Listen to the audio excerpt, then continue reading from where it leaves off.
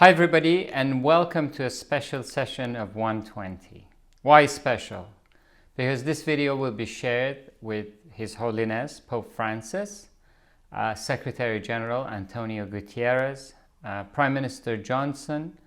It will also be sent to His Royal Highness Prince William, the founder of the Earthshot Prize, and the decision makers in the world of finance, including Larry Fink at BlackRock and Sir Christopher Hone at TCI, and luminaries and board directors in organizations such as Chapter Zero. Now, you may ask why? Because it's going to talk about net zero, a subject that everybody is very excited about, that we will reduce our emissions to zero, with different targets around the world and in different capitals. Yet the reality is that net zero is nothing but a fantasy and just a dream unless we talk about the largest carbon footprint of one single industry that we never talk about, we never address, we never measure, and we have fallen short of reckoning with. And that is the carbon footprint and CO2 emissions of military interventions, wars, conflicts, and arbitrary occupations, which have all gone unnoticed. Now, before painting this value chain and the intensity of it, I want to acknowledge the fact that the biggest sacrifice done and the first line of casualty of any war is burdened by the young men and women in uniform, the brave young men and women who are deployed millions of kilometers away for a policy decision that they don't know why, not in a defensive mode, in an offensive operation. In some cases, a great part of their lives are spent only to come back to their motherlands after a so-called peace treaty here or there, emotionally, physically, and spiritually injured. So let us not forget the sacrifices made by various people around the world who are sent to harm's way. But what happens and why we don't acknowledge and talk about the carbon footprint of wars and conflicts? I want you to be with me for nothing more than 2 or 3 minutes in painting this trajectory. When hundreds of thousands of young men and women are sent into harm's way, they have to be either flown into these geographies or to be sent by ship.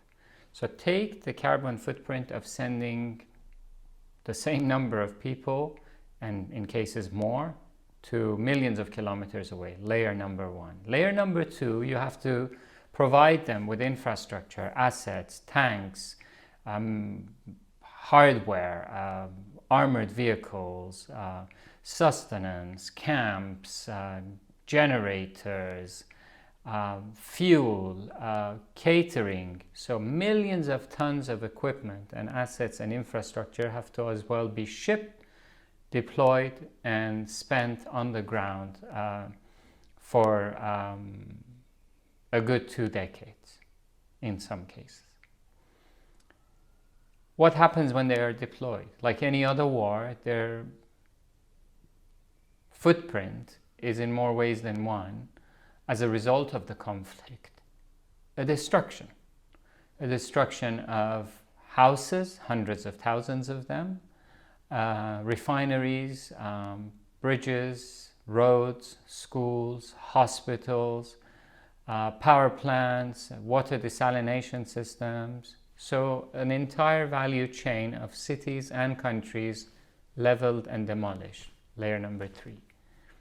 In the meantime, you have the jet fuel of air campaigns, so that's layer number 4.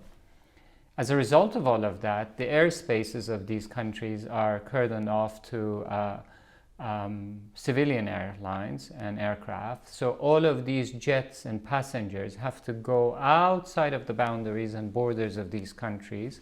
That's another layer of massive increase in jet fuel consumption. And on the ground, people have lost their homes, their livelihoods, erosion of soil, land, infrastructure. What happens? They take sanctuary in form of refugees and migrants, millions of them on the move, and throughout their journeys with some of the, most polluting means, at the same time staying in camps, burning fire, keeping themselves up. At the recipient end of the countries in most of the time Western Hemisphere, coast guards are sent to the water, and you will see a massive consumption of marine fuel. That's another layer of carbon footprint, with high sulfur levels, which is marine fuel, to those of you who are aware, is one of the highest pollutants as well. And on the ground, back in the countries, you have the insurgencies, the resistance, the saboteurs, and a war of attrition starts with another layer of degradation of infrastructure. So all of that carbon footprint, to come to a point that these countries have to come to a table, like Afghanistan at the moment, and sign a peace deal after 20 years. In the meantime, all of these troops have to be sent back. So now you have the reverse model of millions of tons of equipment and infrastructure that has to be sent back, not to mention that in 20 years, hundreds of thousands of people have been rotated at least 2 or 3 times between their homes and their bases. And last but not least, all the infrastructure and all these cities that were demolished have to be rebuilt. Just close your eyes and follow that carbon footprint of a 20-year-long invasion and military operation that was not chartered by United Nations. It's an arbitrary engagement, purely offensive. And ask yourself why countries do not even declare their carbon footprint in their climate change declarations to UN. How can we talk about net zero if we are not measuring the carbon footprint of wars and conflicts? On top of that, how is net zero achievable if this element is not taken into consideration? How can the government, for instance, tell the farmers or the pub owners in Midlands not to use coal or charcoal for their barbecues and pubs, or to use wet wood because we want to achieve net zero? How can we be sober on carbon footprint at home, but intoxicated abroad in military interventions? So in other words, these two don't add up. COVID-19 has shown all of us that we're in this together. We are intertwined, we're interconnected, and co-fragile, for lack of a better word. And this co-fragility is embodied in climate change. And guess who would be at the forefront of a climate change emergency? Who would have to face the burden and the complexity and the challenge of the climate change emergency?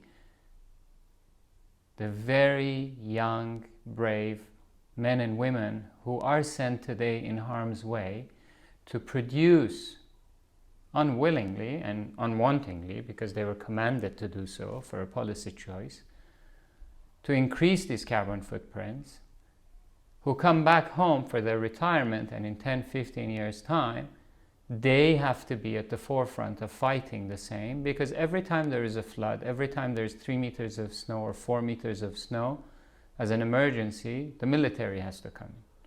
So this is a very myopic policy outlook and view and message.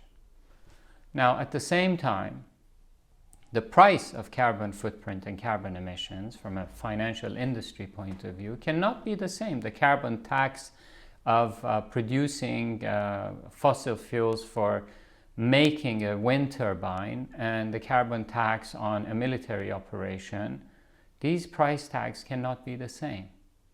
So what I would like to propose is a carbon tax and a CO2 emission tax and bill that has to be sent to nation states who go to invading other countries, regardless if they are superpowers, mid-powers, small powers, or wannabe powers. The real power that we are upsetting and creating imbalances in is Mother Nature. Now, it is irrelevant who does this. There should be a monetary, global, multilateral, fiscal mechanism to say, well, wait a minute, let's measure the increase in the climate temperatures and CO2 emissions in the past 25 years. Let's see how much of that is correlated to military interventions and wars. And anybody who tells you we can't do that is not honest, because all the countries know how many sorties they've had, how many flights they've had, how many millions of liters, if not billions of liters, of fuel they have burnt in these adventures and fantasy journeys outside. And to say, well, wait a minute, what would be the climate that we are talking about today without these wars? What would be the temperature increases in climate change, and how valid are these messages if we are going to repeat the same mistakes? The 5 wars of the past 20 years should provide some context of the global CO2 emissions and the increase in climate temperatures. And on the back of that, what would be the price of a tax that could be enforced through UN and climate change activists and champions, such as some of these funds and CEOs, and who are now talking about SDG and ESG, and all of these has to come into measurement. And a carbon footprint of a country cannot be separated from its adventures and military interventions. This cannot be correct to say that your driving point system is only measured on your home road, but if you get into an accident abroad, it doesn't affect your insurance premium. In other words, how can we make the future wars more responsible, more accountable, more expensive? Now, there is no war that is,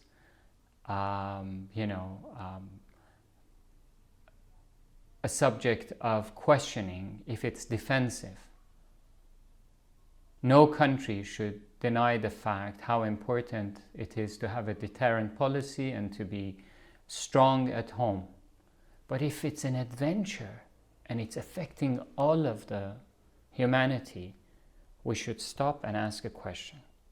Now, the convergence of global awareness, the convergence of this interconnectivity, the willingness, the championship of people, individuals, celebrities, thought leaders, religious figures on one side.